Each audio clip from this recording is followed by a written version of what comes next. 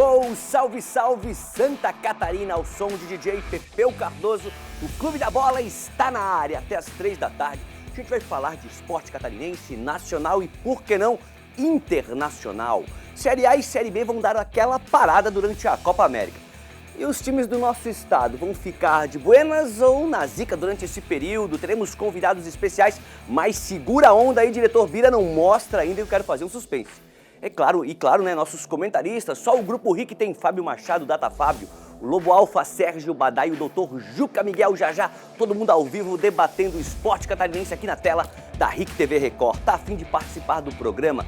Mandar aquela selfie-irada no estilo Fábio, aquela pergunta, um comentário, uma sugestão ou até uma reclamação, manda sim. Você vai aparecer aqui na tela do Clube da Bola. Nosso e-mail é clubedabola@ricsc.com.br, tá aparecendo aqui na tela. Ou se preferir pelo Facebook, facebook.com/Clube da Bola RIC. Já tem uma foto lá, eu, o Fábio, nossos convidados. Você deixa sua mensagem ali na foto, ali sua sugestão, manda outra foto pra gente, até reclamação tá valendo. Nosso primeiro convidado fez história com as luvas. Paysandu, Palmeiras e Carlos Renault em Santa Catarina. Depois foi para o Rio de Janeiro, defendeu o gol do América, do Vasco, Volta Redonda, Campo Grande, bom sucesso. No futebol goiano atuou no Goiânia, no Atlético Goianiense, Rio Verde, também passou pelo Sport Recife, pelo América de Natal, o Alecrim do Rio Grande do Norte e o Ceúbe de Brasília.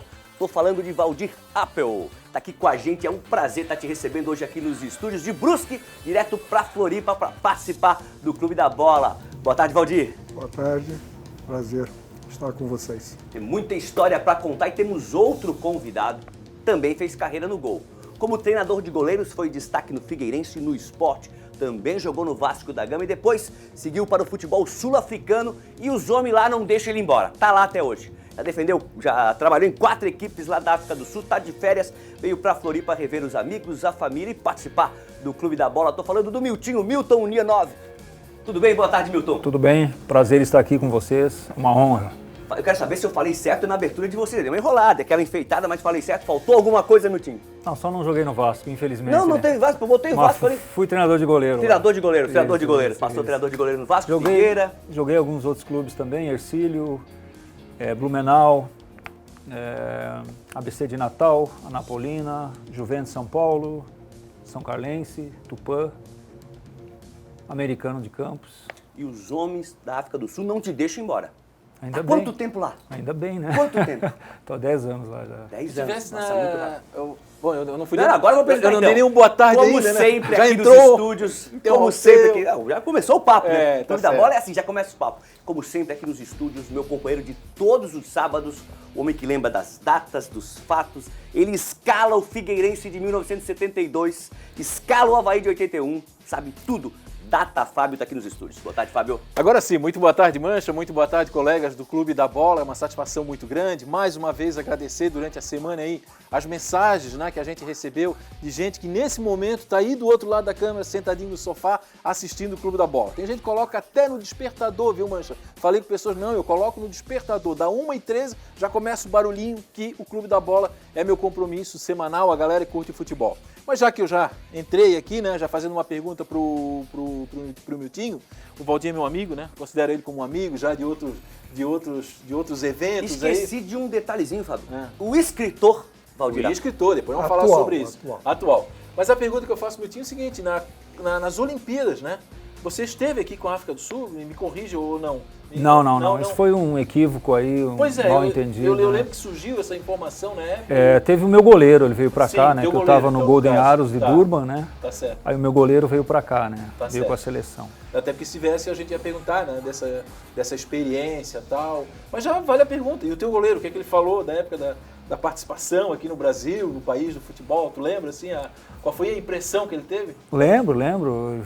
Ficou muito contente, né, de ter vindo, porque era um garoto novo que eu peguei e fiz um trabalho legal com ele, né? E só que ele chegava aqui, ele não entende nada português, não fala português, não falava na época, né? E depois eu fui ensinando alguma coisa, mas pouca coisa, né? Mas ele ficou muito contente porque é completamente diferente, né? O povo brasileiro é um povo mais alegre, receptivo, gosta de futebol, né? Não que lá não goste, o povo negro lá gosta muito, né? E o povo branco vai mais por cricket, por rugby, né? Mas ele vivia me ligando, mandando WhatsApp, perguntando isso, perguntando aquilo, né? Só ele não gostou de ter ido para Brasília, ele ficou um tempo lá, daí lá não tinha muita opção para fazer, né? Tá certo. Mas eles já adoraram. Mas foi uma experiência muito legal, né? Não Sim, porque quando o povo da África do Sul, no caso na Olimpíada, veio para cá, os atletas, muitos perguntavam, né, de outros esportes para mim também, né? Sim. Como é que é lá, como é que vai ser, o que eu faço, como é que eu... Enfim, aí eu dava, né? Através do meu goleiro, no caso, né? E outros pessoalmente me perguntaram. Eu vou aproveitar, já vou emendar uma segunda pergunta, mas se me permite. Vontade, claro. Ficou um legado da Copa do Mundo de 2010 na África. Assim, você percebe um legado na questão do... Não vou nem falar de questão estrutural. A questão é do futebol mesmo, assim, de juntar ali as comunidades. Ficou um legado? A Copa do Mundo deixou um legado lá na região? Ah, deixou. Os estádios estão todos muito bem conservados, né? A estrutura do campeonato é muito boa, uma organização muito boa. E o legado que é que na periferia, no caso, né, como no Brasil, deveria continuar sendo, ter os campinhos e tal, a molecada gosta muito do futebol lá, né? Os negros principalmente, né? Os indianos também, né? Tem uma quantia, um número muito grande de descendentes de indianos que moram lá, né?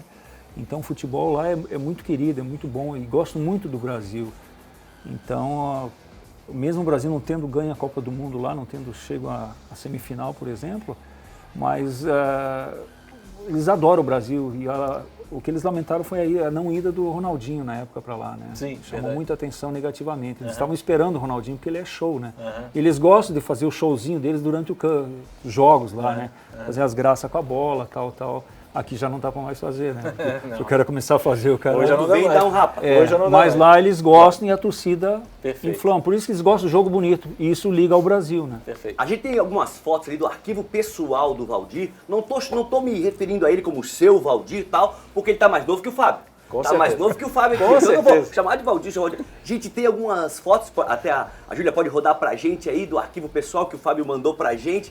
Pode estar acompanhando o futebol catarinense, sempre viveu essa paixão do futebol. Afinal, estamos recebendo uma das lendas do futebol catarinense aqui nos estúdios do Clube da Bola. Temos 3 lendas, né, aqui sentados aqui, ó, Fábio Machado, Miltinho e Valdir Apel. Exageros.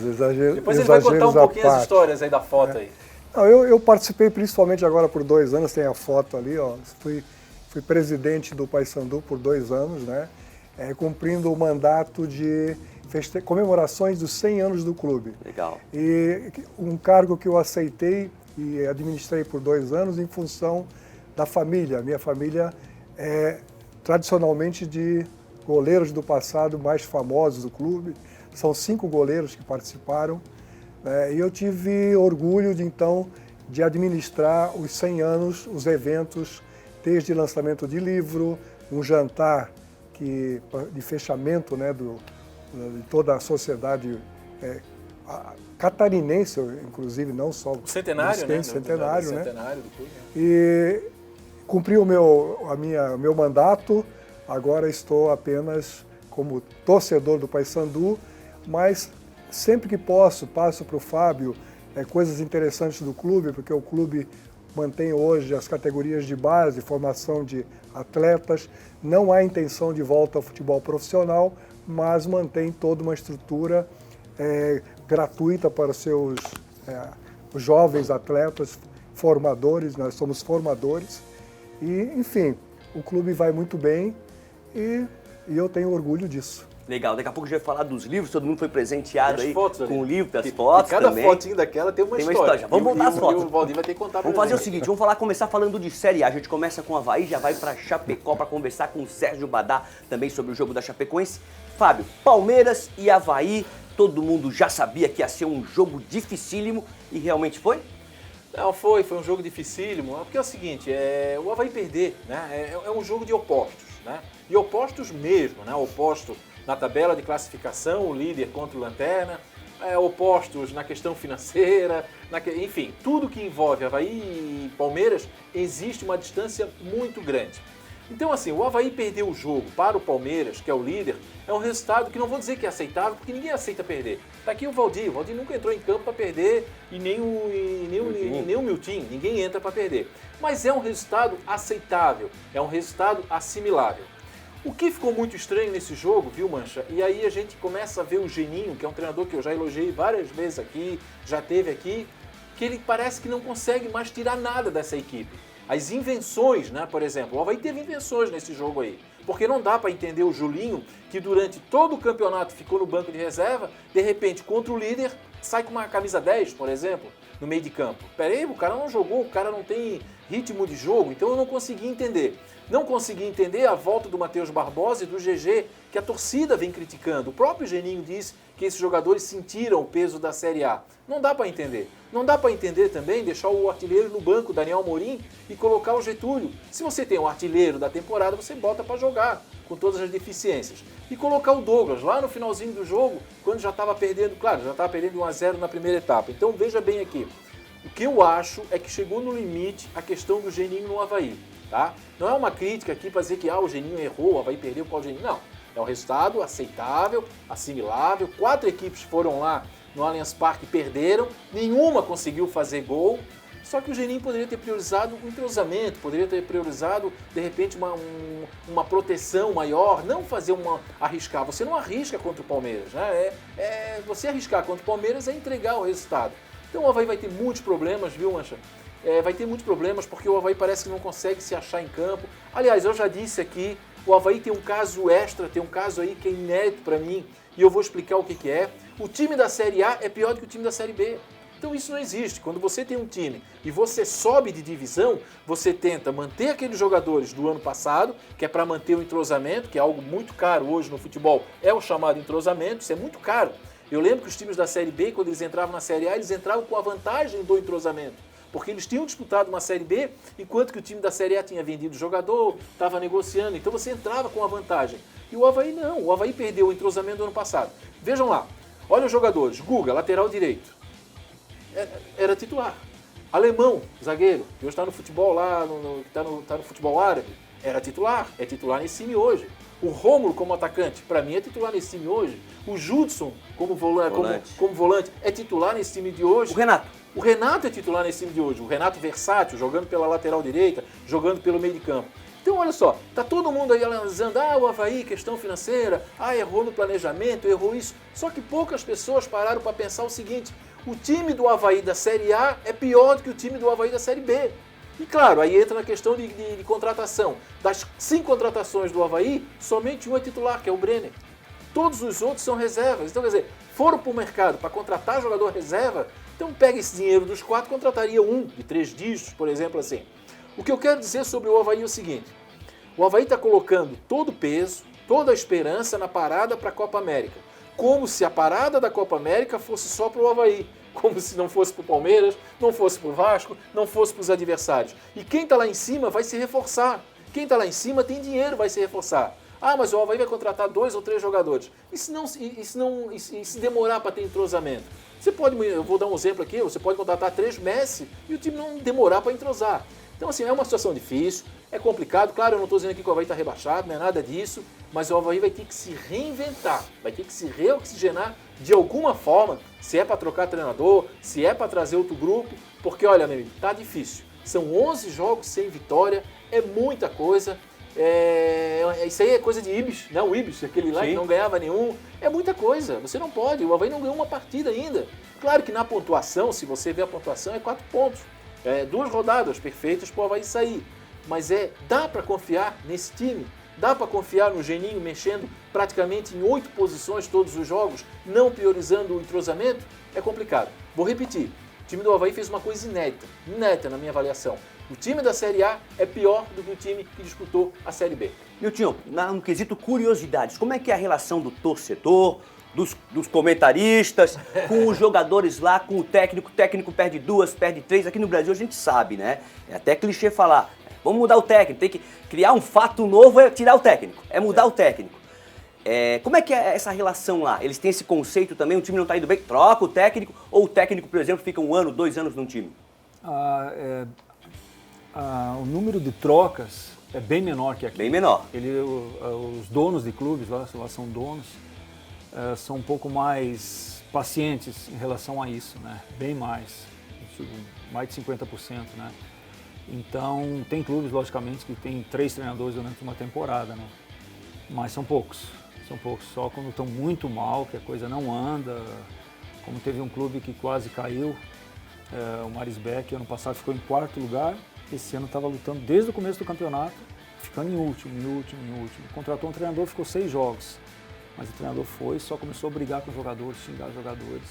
Aí o dono tirou também, botou o 3º. Foi o único caso de 3 treinadores num clube só no ano lá. Por exemplo, o teu time, quanto tempo você está trabalhando com o técnico? Não, esse ano só teve um treinador, né? Começou com ele um ano? Começou e terminou, né? A gente acabou em 5º lugar no campeonato, né? Foi a melhor campanha do clube na história, né? São quantos? É a Série A, é a primeira divisão. Lá, Quantos clubes na primeira divisão sul-africana? A Premier Soccer League, né? Premier Soccer League? Essa é a primeira divisão lá no caso, né? São 16 clubes. 14 se mantém, o último cai e o penúltimo vai para o play-off. Playoffs são com o 2º e o 3º da primeira divisão, no caso, lá, que lá chama a 2ª e a primeira divisão. Então disputam 4 jogos cada time, né? Então aquele que estava em último do Marisbeck, ele ficou em penúltimo, no finalzinho se salvou ali na vitória em casa, foi para o play-off e ganhou os 4 jogos dos times lá de baixo, né? Os times lá de baixo da 2ª divisão é o seguinte, eles têm que ter 5 jogadores com menos de 23 anos no grupo do jogo.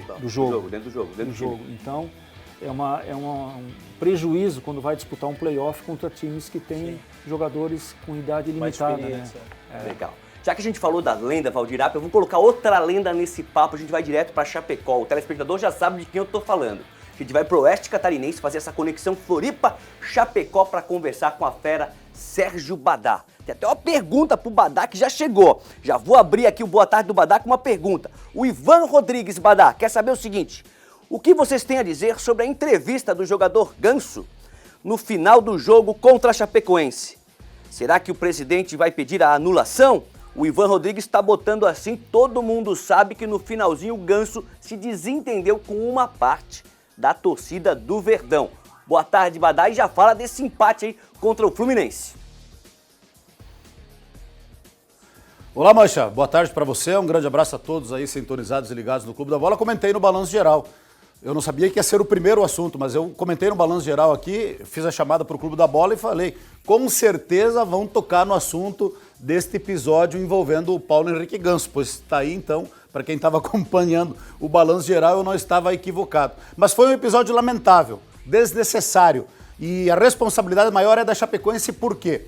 Porque aqui tem aquele túnel inflável, que eles colocam em alguns jogos. Aquele túnel inflável que mantém os jogadores distantes da torcida, porque aqui a arena é muito próxima, o túnel de entrada ali, a zona mista, muito próxima dos torcedores da arquibancada.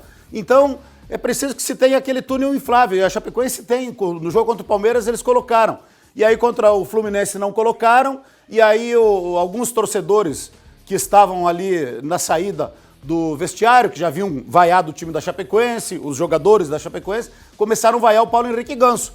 E o Ganso, quando foi se aproximando dos torcedores, começou a fazer assim. Começou a jogar beijinho e acabou daí o torcedor reagindo de uma maneira que a gente não gostaria. Daí ele tocou no assunto da tragédia, que o torcedor, que a Chapecoense recebeu o apoio de todo mundo, e recebeu de fato, e nós estamos há 3 anos, daqui a alguns meses vai completar 3 anos, que a gente está agradecendo o carinho e o apoio, mas foi um episódio lamentável, que ganhou uma repercussão muito negativa em nível nacional e totalmente desnecessário por culpa da Chapecoense. Coloca o túnel inflável em todos os jogos, que vai manter uma distância da arbitragem, dos adversários e do próprio time da Chapecoense, que a gente está vendo aí um empate frustrante contra o time sub-23 do Fluminense. Média de idade do Fluminense nesse jogo aqui em Chapecó, 22,5 anos. Era o time sub-23 do Fluminense que veio jogar aqui, não tinha 11 jogadores. E a Chapecoense não conseguiu se impor. Começou melhor, a 3 minutos já fez 1-0, nos dando a expectativa de que venceria o jogo, marcando pressão, porque a gente sabe o estilo de jogo do Fernando Diniz. Chapecoense começou jogando certinho o jogo, marcando lá em cima, marcando marcação alta, dificultando a saída de bola do Fluminense, fez 1-0 nesse gol aí com o Everaldo, logo a 3 minutos, depois a 9 minutos o Everaldo teve uma outra chance, mas aos poucos o Fluminense foi equilibrando o jogo, foi se ajustando em campo, a Chapecoense foi recuando, até que no segundo tempo o Douglas cometeu um pênalti, aí o Paulo Henrique Ganso empatou o jogo na cobrança do pênalti, depois no finalzinho que a Chapecoense foi acordar para tentar pressionar, para tentar sufocar, mas daí não teve calma, não teve tranquilidade, e acabou empatando um jogo que tinha tudo e era obrigação, a missão da Chapecoense, até pelos desfalques que o Fluminense tinha, a missão era ganhar. Não cumpriu com o dever de casa, tá aí, vai para a parada da Copa América na zona de rebaixamento, aproveitamento muito baixo, apenas 29%, então também aqui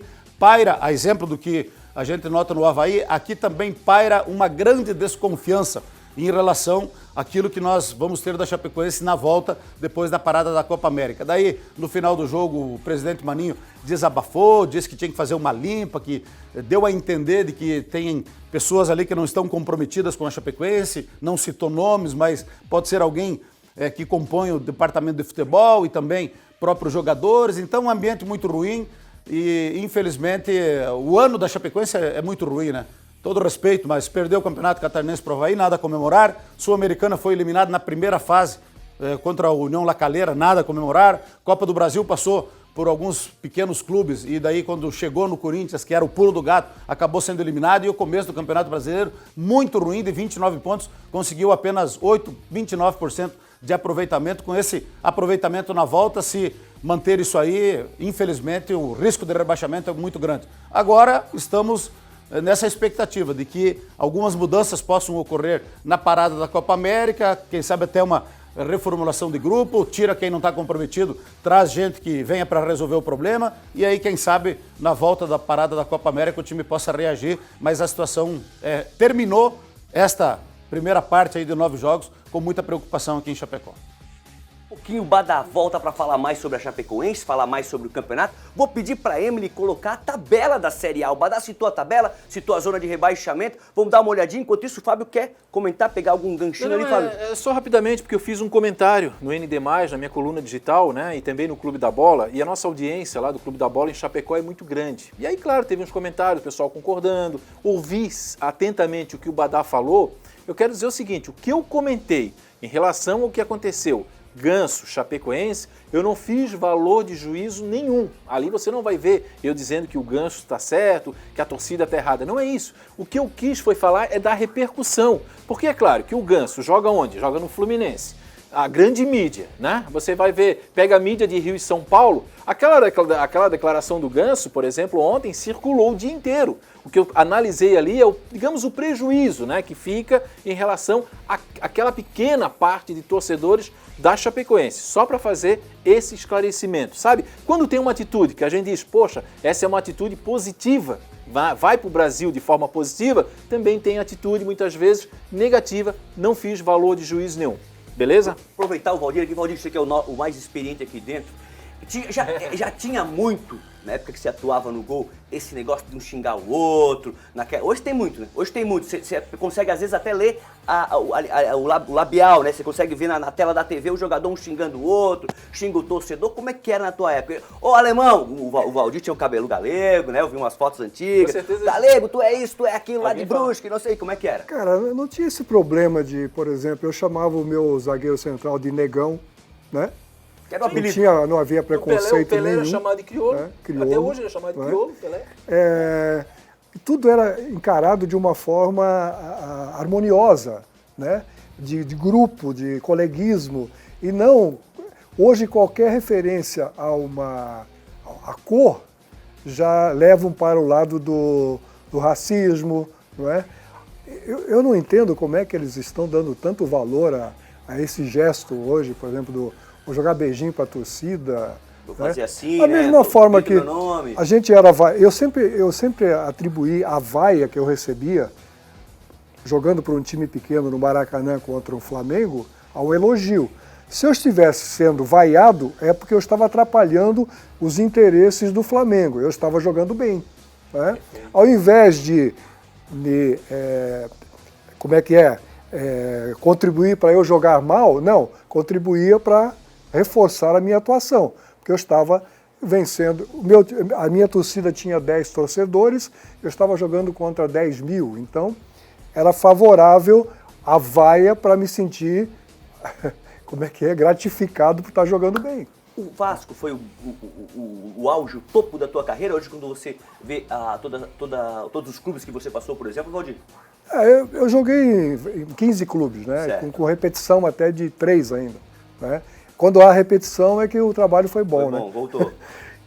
Mas do Vasco, por ser o Vasco, eu passei lá quase 7 anos, né? Então há uma história muito forte relacionada com esse clube, numa época que o Vasco realmente era muito forte, né? Com muitos jogadores a nível de seleção.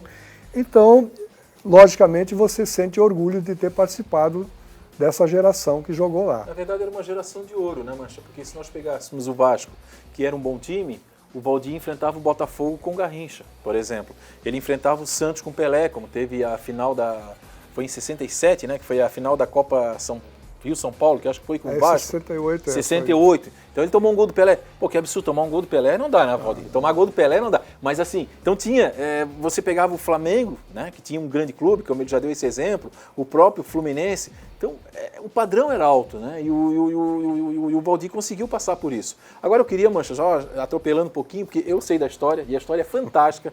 Se a Ju que tá lá, se puder colocar a foto. Ô, Júlia, tem uma foto que tá o Valdir com o Andrade. O Andrade, o goleiro do Vasco, tá com o senhor ali, ele tá abraçado. Senhor de terno? É um senhor de terno. Conta, Valdir. Eu vou deixar te contar, claro, porque tem que contar, Valdir.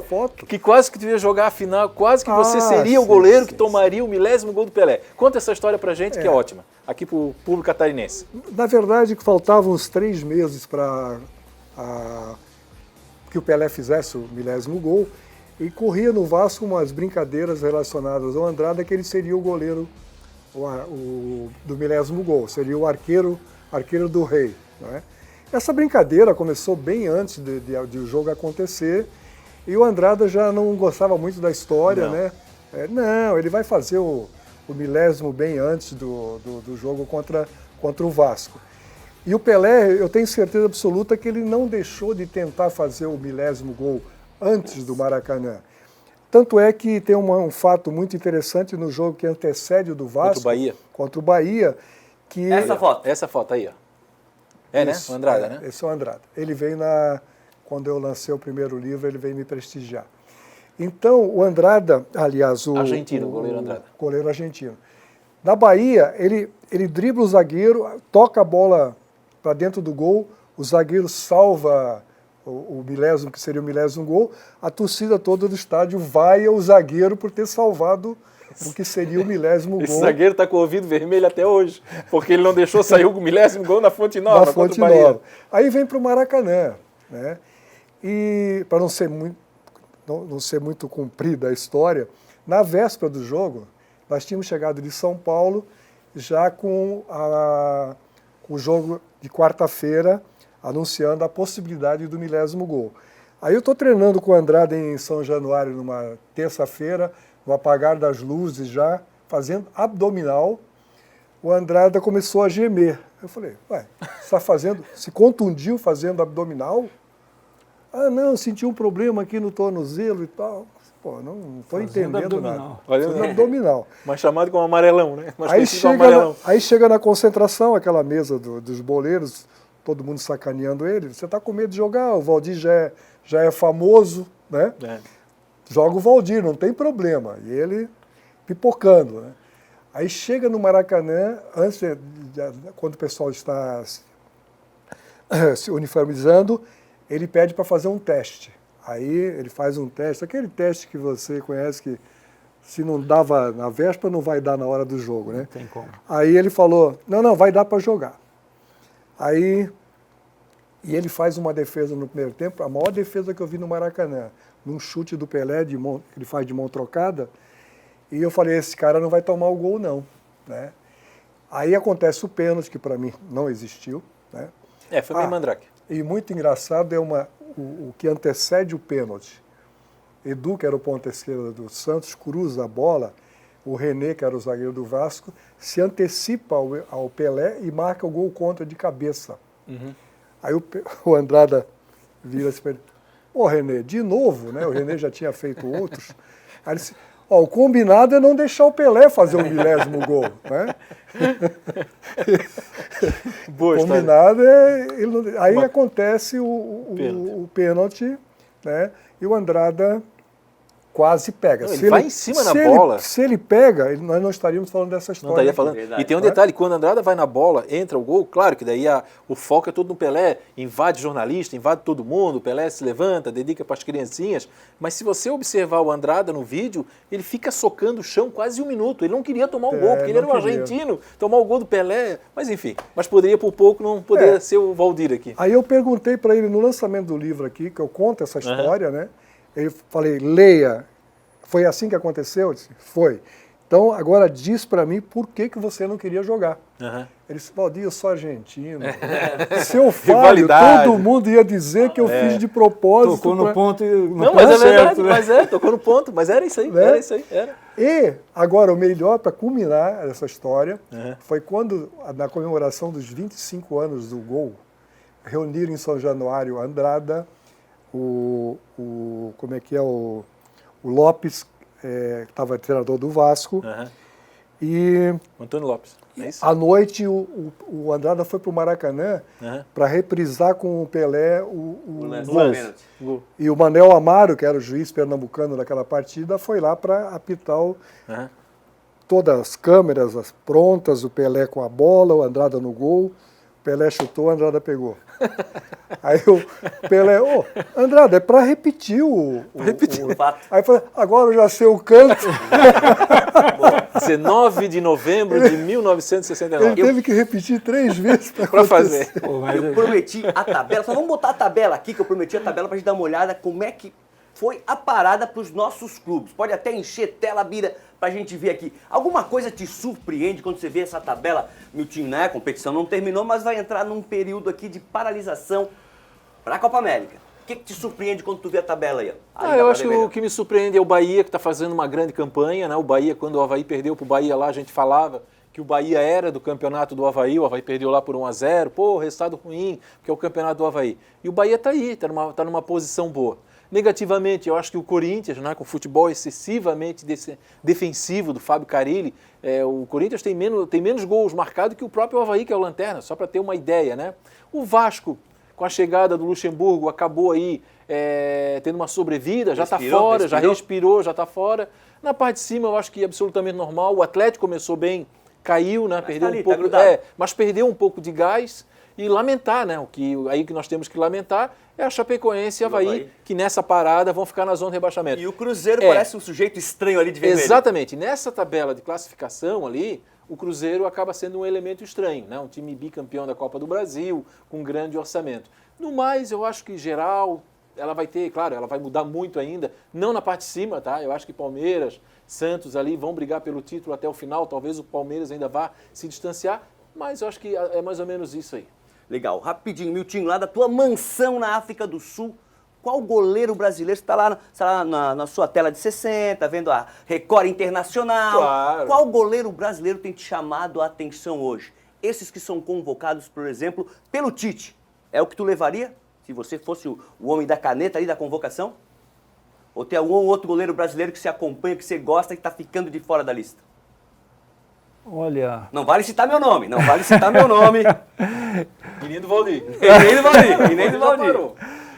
Não, olha, talvez eu tiraria o Cássio. O Cássio fez grandes campanhas no Corinthians, tudo, né? Mas eu acho que não é um goleiro de seleção, na minha opinião, né? Mas, ao mesmo tempo, eu acho que não colocaria nenhum goleiro do Brasil na seleção, que está jogando no Brasil, no caso, agora, né? Talvez eu levaria o Neto do Valência, quem mais que está lá fora. Eu acho que o Neto seria o mais indicado que eu levaria. Deixa eu fazer uma pergunta. E já teve na seleção? Sim, você trabalhou no Figueirense, né? Enfim, aqui no futebol catarinense, que você trabalhou, que não... qual é o goleiro que te impressionou, assim, que tu gostaria de lembrar, assim, pelo profissionalismo, que tu tivesse orgulho de trabalhar com ele? Tem algum goleiro, assim, específico aqui no futebol catarinense que... eu trabalhei com, acho que o mais profissional, o mais dedicado, dentro e fora de campo. Na época de Figueirense, acho que foi o Gustavo. Gustavo. Uma pessoa Lembro sensacional, dele. que eu até indiquei ele para ir com o esporte, ele foi lá também, né? Isso, exatamente. Fez um... Nas Europa, você trabalhou? Quando eu tive... Quando eu era goleiro aqui, eu tive uma pré-temporada em um começo de ano com ele aqui. Aí eu pedi para ser emprestado, né? Porque o Figueirense tinha montado um time, Mazzaropi, Aguirre Guiará e... Quita, fui em 1991. 91. Exatamente. Quita, Aí eu vi, não, eu sou novo, preciso jogar, aqui não vou ter oportunidade. Foi aquele o meu pensamento naquele momento, né? Aí, não, pedi para ser emprestado, né? Aí eu fiquei, acho que um mês treinando junto com ele. Quem ficou no banco dele foi o Peçanha, se não me engano. Aí eu peguei e fui emprestado para o Glória de Vacaria, passei um ótimo ano no Glória, né? Aí comecei a pegar tudo, no caso, experiência de goleiro para trabalhar nessa função. Para voltar depois e jogar no Figueirense novamente. Pegando essa tua última frase, tirar uma palavra dessa tua última frase, experiência, todo mundo aqui com cabelo grisalho, mas nós temos um outro grisalho no programa que está lá em Joinville, para conversar com a gente. Júlio, eu consigo... Ainda não? Ainda não? Então vamos fazer o seguinte, vamos primeiro pro intervalo.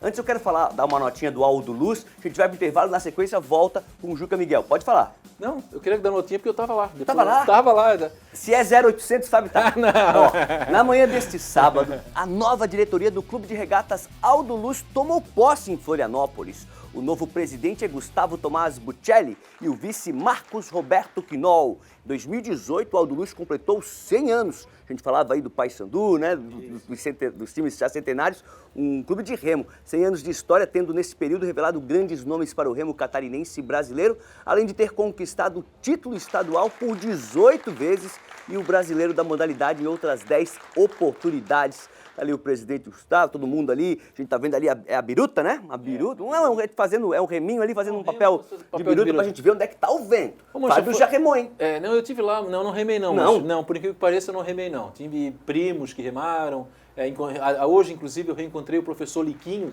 que foi campeão aí super também, né? Campeão, foi presidente da federação, presidente do próprio Aldo Luz. Uma festa muito bonita, uma solenidade muito legal. E o que é marcante aí no Aldo Luz é que a nova diretoria que assumiu são ex-remadores. É uma geração nova, interessante, né? É uma gurizada ali que o dia inteiro ali fazendo força com o braço e daqui a pouco essa gurizada assumiu o compromisso de tocar o Aldo Luz. Claro que estava lá o presidente Martinelli, o presidente do Riachuelo, né, que são os outros clubes ali, que no final existe uma união em torno do remo. Muito legal o registro. Tivemos um período aqui na antiga Desterro, onde o remo era o esporte, né? Exatamente. Era o esporte do povo, esporte, todo mundo parava para ver as competições Perfeito. de remo, antes quando o futebol começava a crescer aqui em Florianópolis, capital de todos os catarinenses. Com os 3 goleiros que temos aqui no estúdio, a gente vai para um rápido intervalo e daqui a pouco volta. Eu, Valdir e Miltinho.